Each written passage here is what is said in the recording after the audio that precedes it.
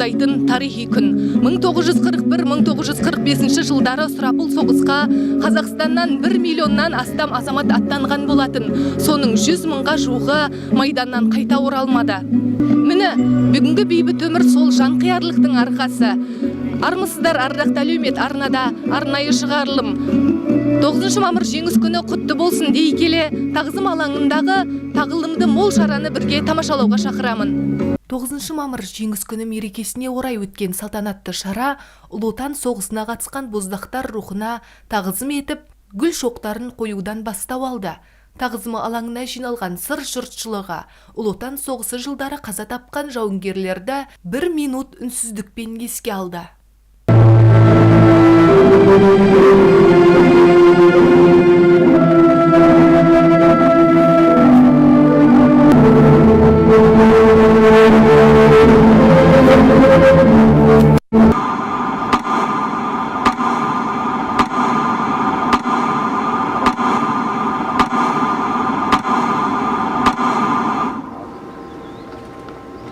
Рахмет. Іс-шараға қатысқан облыс әкімінің орынбасары Мейрамбек Шермағанбет майдангерлер рухына тағзым етіп, жиналған қауымды мерекемен құттықтады. Өз сөзінде ол ұлы жеңістің маңызына тоқталып, ел тыныштығы мен бейбіт өмір жолында жанын қиған батырлардың ерлігі ешқашан ұмытылмайтынын атап өтті. Ардақты ардагерлер, тыл еңбеккерлері, қадірлі жерлестер, баршаңызды бүгінгі ұлы жеңіс күні мерекесімен шын жүректен құттықтаймын. Бұл қан майданда, тылда азаматтық парыздарына адал болған, болашақ ұрпақ үшін кеуделерін от пен оққа төсеп, жанын аямаған, қайсарда батыл әкелеріміз бен аналарымыздың рухына тағзым етіп, бас иетін күн. Елдің азаттығы үшін сұрапыл соғыста жеңген ерлердің ерен ерлігін, шексіз батырлығын жадымызда жаңғырту, оларды мәңгі есте сақтау қасиетті борышымыз. Ел басына күн туып, ер етігімен қан кешкен қиын қыстау заманда даңқты бабаларымыз батырлық пен жанқиярлықтың жарқын үлгісін көрсетті. Майдан даласында тылда отанымыздың бостандығы мен тәуелсіздігін қорғап, қасық қаны қалғанша шайқасқан, белі бүкіл еңбек еткен қаншама боздақтарымыз елге оралмады. Соғыстың сұрапыл жылдары әрбір қазақстандық, соның ішінде сыр өңірінің халқы жеңіс күнін жақындату үшін аянбай үлес қосты. Майдангер батырларымыз ел мен жерді жан аямай қорғап, жеңімпаз атанды. Тылда қалған аталарымыз бен апаларымыз соғыстағы батырларды қару-жарақ пен азық-түлікпен қамтамасыз етті. Соғыс жылдары облысымыздан 70 мыңнан аса азамат майданға аттанса, оның 30 мыңнан астам қаза тауып, хабар-ошарсыз кетті. Былтыр ұлы жеңістің 80 жылдық аясында 4 майдангеріміздің топырағы туған жерге жеткізілді. Ұлы Отан соғысы жылдарында Қызылорда облысының халқы майдан мен тылда ерен еңбек пен жоғары патриотизм үлгісін көрсетті. Облыстан мыңдаған азамат отан қорғауға аттанып, соғыс қимылдарының негізгі бағыттарында ерлікпен шайқасты. Қызылордалық жауынгерлер Мәскеу, Ленинград, Сталинград секілді ірі шайқастарға қатысып, жеңіске зор үлес қосты. Соғыс жылдарында ерлігімен көзге түскен қызылордалықтардың қатарында Тайымбет Көмекбаев секілді батырлар бар. Сондай-ақ Әбдіжәміл Нұрпейісов майданға қатысып, кейін өз шығармаларында соғыс шындығын бейнеледі. Бүгінде сыр елі соғыс майдангерлерін ерекше толқыныспен еске алады. Ешкімде, ештеңеде, ешқашанда ұмытылмайды.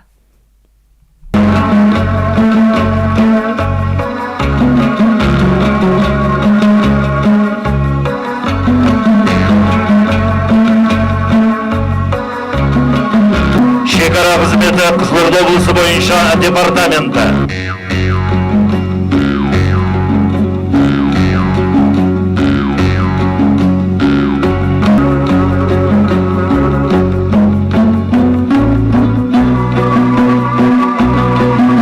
Өңір тұрғындары соғыс жылдарындағы ата-бабалардың жанқиярлық еңбегі мен майдандағы ерлігін ерекше құрметпен еске алады. Көпшілік үшін бұл кезең ел бірлігі мен халықтың төзімділігін көрсеткен тарихи кезең. Ардагерлер мен тыл еңбеккерлерінің еңбегі кейінгі ұрпаққа үлгі ретінде насихатталып келеді.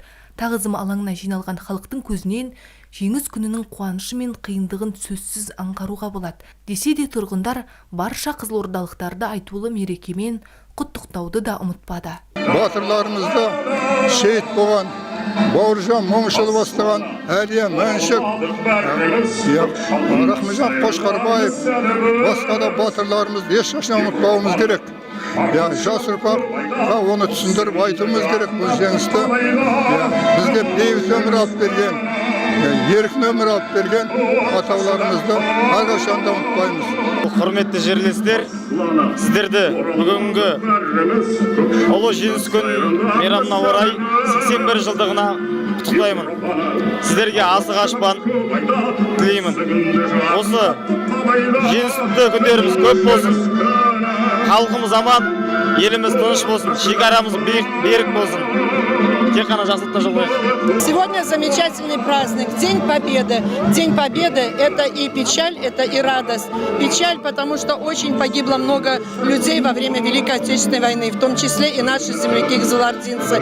И радость то, что мы живем под счастливым небом, под мирным небом, благодаря тем, кто отдал свои жизни за наше светлое будущее. Мы преклоняемся перед ними и хотим, чтобы все время на нашей планете был только мир, было счастье, было единство, была дружба, была солидарность, и чтобы мы все вместе сообща отмечали все праздники.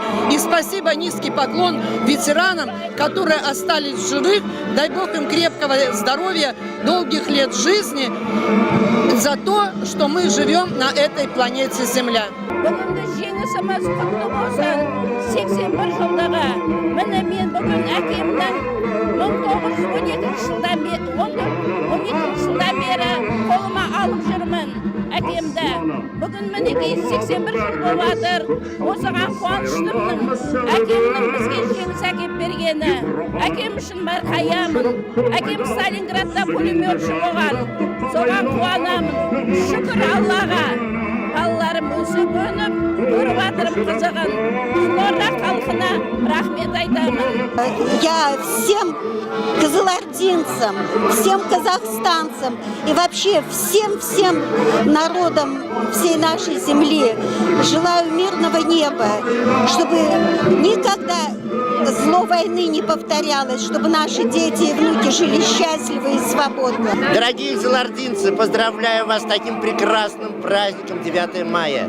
Здоровья, счастья, благополучия и мирного неба над головой. С 9 мая, с Днем Победы! Ура! Қазіргі таңда облыс тұрғындары ардагерлерді құрметтеу, ескерткіштерге тағзым ету, патриоттық іс-шаралар өткізу арқылы тарихи жадыны сақтауға ерекше мән береді. Батырлардың ерлігін дәріптеу және бейбіт күннің қадірін түсіндіру қазіргі күннің басты бағыты. Бүгінде тағзым алаңы сияқты мемориалдық орындарда Ұлы Отан соғысы ардагерлерінің ерлігі ұлықталып, олардың есімі ұрпақ жадында мәңгі сақталуда. Шапағат Торғай, Арайлым Кенжебек, Руслан Жүсіпбеков, Нұрымжан Тұрсынбай, Дияш Желербаев, Қызылорда, қоғамдық телеарнасы.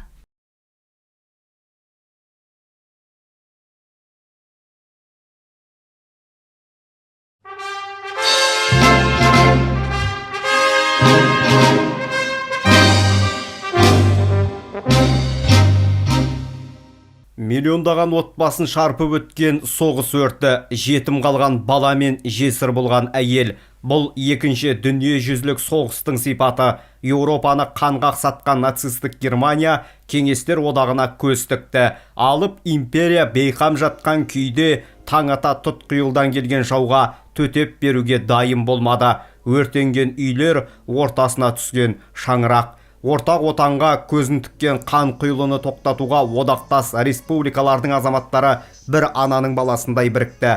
Ерлік таныту ол шақта ер мен әйел деп бөлмеді. Қажет болса кеуделерін оққа тосты. Жаудың жүздеген әскерін арғы дүниеге аттандырды.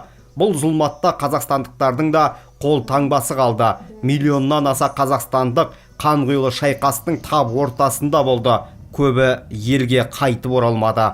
Бірі оққа ұшса, екіншілері хабар ошарсыз кетті. Алып армияны тоқтатуға қызылордалық қырандардың да қосқан үлесі бар. Солардың қатарында Шиелі ауданынан аттанған ардақтылар да бар. Шартарапты шарпыған ұлы соғыс әрбір әулетке, әрбір шаңыраққа ауыр зарабын тигізгені анық. Қан майданның қасіретін тартпаған зұлмат күндері жанына батпаған адам кемде-кем. Соғысқа әлем халқының 80%, ал кешегі әлем картасындағы 73 мемлекеттің 62-сі қатысты. Екінші дүниежүзілік соғыс кезінде 40 мемлекеттің жерінде соғыс қимылдары жүрді. 1418 күн мен түнге созылған ұлы отан соғысы, отан үшін соғыстан күймейсің, арың үшін алсаң өлмейсің деген халық даналығы үлгі еткен 1.366 мың қазақстандық арнайы қатысты. Бұл соғысқа Қызылорда облысынан 70 мыңнан астам адам аттанды. Оның 35 мыңы Майдан даласында қаза тапты. Ал ауданымызда 6 мыңнан астам адам соғысқа аттанып, олардың 4400-і Майдан даласынан оралмай қалды. Біздің аталарымыз бен әкелеріміздің батырлығы мен жан қиярлығы, отанына деген шексіз сүйіспеншілігі тәуелсіз Қазақстанның жастары үшін мақтан тұтарлық үлгі өнеге. Қадірлі жерлестер, соғыс жылдарында жан қиярлықпен шайқасып, ерен ерліктің үлгісін танытқан жерлесіміз генерал-лейтенант Георгий Ковтунов Кеңес одағының батыры атағына ие болды. Ұлы жеңістің жақындатуға абзал әкелеріміз бен аналарымыздың Майдан даласымен қатар тылда қосқан еңбектері де орасан зор. Соғыс жай ғана Майдан даласындағы қақтығыс емес, ол адамның жүрегіне түскен жара, ол үзілген үміт, сөнген шырақ, жетім қалған тағдыр. Бірақ дәл осы қиын кезеңде халықтың қайсар рухы, отанға деген шексіз махаббаты сынға түсті. Қазақ даласынан Майданға миллиондаған азамат аттанды. Кеше ғана ауылда еңбек етіп жүрген қарапайым жігіттер қолына қару алып ел қорғауға шықты. Олардың арасында мұғалім де, ақын да, шопан да, студент те болды. Бәрінің жүрегінде бір ғана тілек тұрды: елім аман болсын. Көптеген боздақ туған жерге қайта оралмады. Олардың есімі қара қағазбен бірге ауылға жетті. Сол сәтте талай шаңырақтың шамы сөніп, талай жүрек қағайырылды. Майдандағы ерлік өлшеусіз еді. Оқ пен оттың ортасында жауға қарсы тұрған батырлар отан үшін жанын қиды. Бүгін ұлы жеңісімізге 81 жыл толып отыр. Соған мұны Шел ауданының халқы жиналып отыр. Мынау тағзым алаңына. Бұл енді соғыс деген жақсы нәрсе емес қой өзі.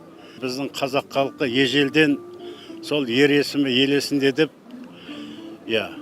бұрынғы мынау кешегі ұлы отан соғысында құрбан болған бауырларымыздың бәріне әр уақытта өстіп тағзым жасап отырады жылда. Соның бүгін тағы да осы 81 жылдыққа байланысты жиналып отырмыз. Неғыл дейміз? Жалпы бейбітшілік болған дұрыс қой. Соғыс деген жақсы нәрсе емес. Барлық жерде бейбітшілік болып, халқымыз аман болып, еліміз тыныш болса, сонда мінеке өсіп өркендейміз. Соның бірі қазақ халқы сол бағытты ұстап келе жатыр. Сондықтан да мен тәуелсіз қазақ елімнің шаң шалмасын, шашасын, иесі байтақ жерімнің Қазақстан жасасын деймін. Елімізде бейбітшілік бола берсін. 1945 жылдың мамыр айында жеңіс туы желбіреді. Халық қуанды. Бірақ бұл қуаныштың астарында қаншама қайғы жатты. Соғыс аяқталғанымен оның ізі жүректерде мәңгі қалды. Майданнан оралмаған әкелердің орны ешқашан толмады. Күткен аналардың көз жасы кеппеді. Бүгінгі бейбіт өмір сол батырлардың жан қиярлығының жемісі. Біз ашық аспан астында еркін өмір сүріп жүрсек, ол кешегі ерлердің ерлігі арқасында. Сондықтан соғыс ардагерлерін құрметтеу тарих алдындағы парызымыз. Уақыт өтеді, ұрпақ ауысады. Бірақ ұлы отан соғысының сабағы ешқашан ұмытылмауы тиіс. Себебі тарихын ұмытқан елдің болашағы бұлыңғыр. 1970 жылы әскер қатарына шақырылып, мынау ол кезде қазіргі Бішкек қаласында 2 ай дайындықтан өттік. Сөйтіп Германия мемлекетіне әскерге бардық. Сояқта бірінші танковый армия, 7-ші танковый дивизия Рослау қаласында әскери борышымды өтедім. Ол кезде жалпы Варшава келісім шарты әскери ұйымы 1946 жылы маршал Жуковтың бастауымен Сталиннің ұйымдастыруымен Варшава қаласында өткен жаңағы социалистік мемлекеттер арасындағы НАТОға қарсы ұйым болып, әскери ұйым болып есептеледі. Соның қарамағында біз служба еттік. Содан осы 2019 жылдан бері мен жаңағы юстиция бөлімінен министрліктен рұқсат алып сыр әскери ардагерлері деген қоғамдық бірлестік құрдым. Қарамағымда мыңға тарта өзіммен бірге жаңағы служба еткен жігіттер бар. Бүгінде Қызылорда облысында қанды қырғынның куәсіндей болып бір ғана ардагер қалды. Ғасырдың 4-еуін жасаған Яхия Тасыровтың да көзі тірі, тыл ардагерлерінің де тілегі біреу ғана. Ол кейінгі ұрпақ соғыс көрмесе екен дейді. Соғыс балалық шақтағы сынған бұтақты қолға қару етіп алып, білместікпен ойнайтын ойын емес. Ол шаңырақты шайқалтатын, қара жамылдыратын, елді жоқтаудан арылтпайтын зұлмат. Аумалы төкпелі геосаяси ахуалда көк туымыздың көк аспанда желбіреп тұруының өзі көпті көрген көнегөздердің батасы мен ел президентінің сарабдал саясаты. Бұл бейбіт күн бағалауды талап етеді. Басқа қонған бақтың бағасын білмесек, бір күні өкініштің өрті өзегімізді өртемесіне кім кепіл?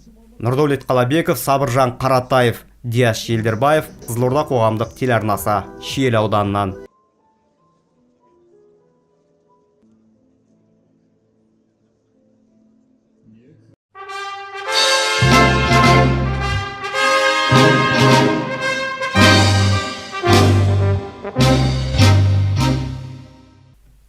Жиырмасыншы ғасыр адамзат тарихындағы ең ауыр кезеңдердің бірі, әсіресе 1941-45 жылдар аралығындағы сұрапыл соғыс миллиондаған адамның өмірін өзгертіп жіберді.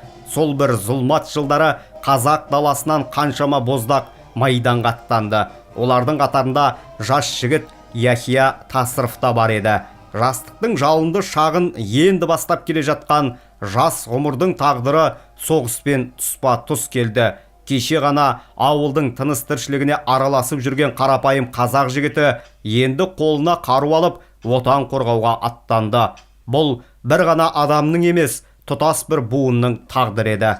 Сол кезеңде майданға аттанған әрбір азамат жүрегіне туған жердің топырағын, анасының аманатын, елінің үмітін ала кетті. Яхия Тасыров соғыс жылдарында талай ауыр күндерді бастан өткерді. Майдан шебі, адам төзгісіз қиындықтың мекені болатын. Аязды түндер, үздіксіз атылған оқ, жарылған бомбалар, көз алдында мерт болған қаруластар. Мұның бәрі жас жауынгердің, оның майдандастарының жүрегіне өшпес із қалдырды. Бірақ қандай қиындық кездессе де, ол мойымады. Себебі оның көкейінде бір ғана ұғым тұрды: ұлы отан. Бұл күн бейбітшіліктің, азаматтық пен тәуелсіздіктің нышаны. Кешегі жаһан соғысында отан үшін отқа түскен батырлардың биік тұлғасын ардақтап, есімдерін естен шығармау бүгінгі ұрпақтың парызы. Мемлекет басшысы Қасым-Жомарт Кемелұлы Тоқаев адамзат тарихында теңдессіз ерлік жасаған әкелеріміз бен аналарымыздың қажымас қайсарлығы, ерен еңбегі мен көзсіз қаһармандығы халқымыздың жадында мәңгі сақталады деп көрсетті. Ерді ел үшін, жігітті жұрт үшін мақта дегендей, сіздер Сырдария топырағынан шыққан Кеңес одағының батырлары Нағилясов пен Жаппасбай Нұрсейітов бастаған соғыс ардагерлерінің есімін мақтанышпен айтып, ерліктеріне бас иеміз. Сырдария ауданынан Ұлы Отан соғысына 3000-ға жуық азамат аттанып, жартысынан көбі туған жерге оралмады. Олар отан үшін ерлік жасап, бізге бейбіт өмірді сыйлады. Бүгінде қан майданының куәгері, 104 жастағы Ұлы Отан соғысының ардагері, Қызылорда облысының құрметті ардагері, Сырдария ауданының құрметті азаматы Яхия Тасыров атамыз ортамызда отыр. Ұлы Отан соғысы ардагеріне әрқашан құрметіміз мол. Яхия Тасыров 1941 жылдың аяғында Ташкент облысы Фрунзе аудандық әскери комиссариатының шақыртуымен әскерге алынған. Омбы қаласында алғашқы әскери дайындықтан өтіп, 1942 жылдың қазан айында Майданға жіберілген. Соғыс жылдарында Сталинградты, Курскіні, Барановты, Польшаны жаудан азат етуге қатысқан. Данцинг портында аяғынан ауыр жараланды. Соғысты Германияда аяқтап, 1945 жылы қыркүйек айында елге оралған. Қызыл жұлдыз орденімен Ұлы Отан соғысы 1-2 дәрежелі ордендерімен ерлігі үшін, Германияны жеңгені үшін ұлы жеңістің 40, 50, 60 жылдығы медальдарымен марапатталған. Балдарым бақытты, дәулетті болыңдар. Өмірлерің ұзақ болсын, аспандарың ашық болсын, бейбітшілік заман болсын. Zaman bolsun, ömürlerin uzak bolsun, soğuz çekenmeli bolmasın, soğuz atımenen kurusun. Ömürlerin uzak bolsun, ağız birlikte bolunlar, bir rengine kol çıkarıp, bir jagadan baş çıkarınlar, pakıtlı, devletli bolunlar. Bunday bakıt, ömrü körgönümüz yok, menekey devlette geldi kendine. Kanca ömrünün nesine çıraklarım pakıtlı olunlar. Ömürlerin uzak olsun, aspanların açık olsun, beybetçilik zaman olsun. Hiç kanday ne körmenler, birliklerin bir olsun, bağız birliklerin olsun. Birin netetin ne yok. Tuğanday bir anadan tuğanday bolunlar. Kazaktan bizden öner olasın bolsun. Adamı kalay bolun desin. Biz degen sonday kalıkpız Kazak. Nemiz datarkanımız keng. Otumuzun bezbeni ne? Birimiz kendimiz. Netetin ışkanday nege atlayık aynalayınlar. Соғыстың ең ауыр сәттерінде жауынгерлерді алға жетелеген күш туған елге деген сағыныш еді. Яхия Ақсақал да ауылын, туған жерін, ата-анасын ойлап жүрегіне жігер жинайтын. Майдан даласында жүріп, әрбір бейбіт таңның қадірін терең түсінді. Ол үшін жеңіс тек жауды жеңу емес, туған елге аман оралу, болашақ ұрпақтың бейбіт өмір сүруі болатын. Ұлы жеңіс оңай келген жоқ, әрбір қадам қанмен, термен, көз жасымен өлшенді. Сол жеңіс жолында Яхия Тасыров сынды азаматтар жанын шүберекке түйіп шайқасты. Олар ерлік жасадық деп мақтанған жоқ, өйткені олар мұны азаматтық парызымыз деп білді. Жас жауынгердің мойнындағы ауыр жүк бүгінде жас ұрпақ ұлықтайтын ерен ерлікке айналды. Ал бүгінгі жеңіс күні баршаңызға құтты болсын. Біз осы жыл сайынғы болатын біздің парадымыз, осыған біз келіп, әскери форма, әскери мектептің жас сарбаздары атынан қатысып тұрамыз. Біз осы ардагер атамызбен бірге суреттерге түсіп, оларды құттықтап тұрамыз. Бізде жаңа отқа түрлі гүлдер қойып деген секілді бізде парадтарға осы мектептің атынан, жас сарбаз командасының атынан оқушылармен қатысып тұрамыз. Бізге сеніммен қалдырып кеткен болатын тәуелсіздікті, біз соны үнемі қолдап, үнемі құттықтап отыруымыз керек. Бұл бізге үлкен мәртебе болып табылады. Біз ұлықтап жүреміз. Ардагерлердің өмір жолы бүгінгі ұрпақ үшін үлкен мектеп. Олар бізге тек ерлікті ғана емес, сабырды, төзімді, елге адал қызмет етуді үйретті. Яхия Тасыровтың ғұмыры да осындай тағылымға толы болды. Оның жүріп өткен жолы отанға деген сүйіспеншіліктің жарқын үлгісі. Қазіргі бейбіт заманда өмір сүріп жатқан ұрпақ кейде тыныш күннің қадірін терең сезіне бермейді. Ал соғыс көрген адамдар үшін бейбіт таңнан асқан бақыт жоқ еді. Сондықтан ардагерлердің әрбір әңгімесі, әрбір естергі тарихтың тірі шежіресі. Бүгінде Ұлы Отан соғысының куәгерлері сиреп барады, бірақ олардың ерлігі ешқашан ұмытылмайды. Себебі ерлік ұлттың рухани қазынасы. Яхия атамыз Отан соғысының ардагері ғой бұл кісі. Мен біраз жылдай көрші тұрдым. әкеммен бірге қызметтес болды. Өте жақсы кісі, қайратты. Енді қазір күш қайтқан кезі ғой, бірақ әлде де пақуатты. Олар қатты соғыстың басынан аяғына дейін болған, қан майданда болған. Олардың көрген кейінгі ұрпаққа Алла тағала бермесін. Елімізде тыныштық болсын, бейбітшілік болсын. Еліміз тыныш, жұртымыз аман болсын. Бәрімізге бақыт сыйлаған ардагер ғой. Бұл кісі туралы айта берсек көп қой әңгіме. Халық бұны жақсы біледі. Енді не айтамыз? Мына ұлыстың ұлы күні құтты болсын. Енді бұндай соғысты көрсетпесін біз. Бұл соғыстың кейін туғанбыз ғой. Бірақ ауыртпалығын көрдік. Шат қаяқтаған шаруашылық ауылда болғандардың өзі де жақсы болған жоқ қой. Бір соғыс үшінде күн-түн жұмыс істеді. Еңбек ардагер әке-шешеміз. Бізді үйге тастап кететін, өзіңеріңген тірлігетіндер еңбек етуіміз керек. Бәрі майданға деген ұран болды. Сонымен келген жеңіс қой. Бұл жеңіс. Ата-бабаларымыз осындай жақсы соғыспаса бұндай бейбітшілік қайда бізге? Сол бәрі ұйымшылдықтың арқасында, бірліктің арқасында жеңдік қой фашистік Германия. Бұл мереке енді үлкен ұлы мереке ғой. Елімізді аман алып қалды бұл кісілер. Біз ырзамыз біздің әкелерімізге.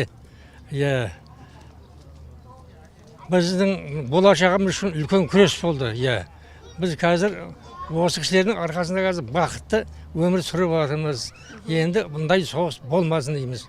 Соғыс уақытында біз білмейміз ғой, бізді әке-шешелеріміз аяғымыздан байлап кетеді екен. Олар жұмысқа алып кетеді оларды соғыста. Сонда біз қаламыз бірдемеді. Қолымызға айтып сөйтіп шыбын үймелеп атады екен, біз ұйықтап қалады екенбіз.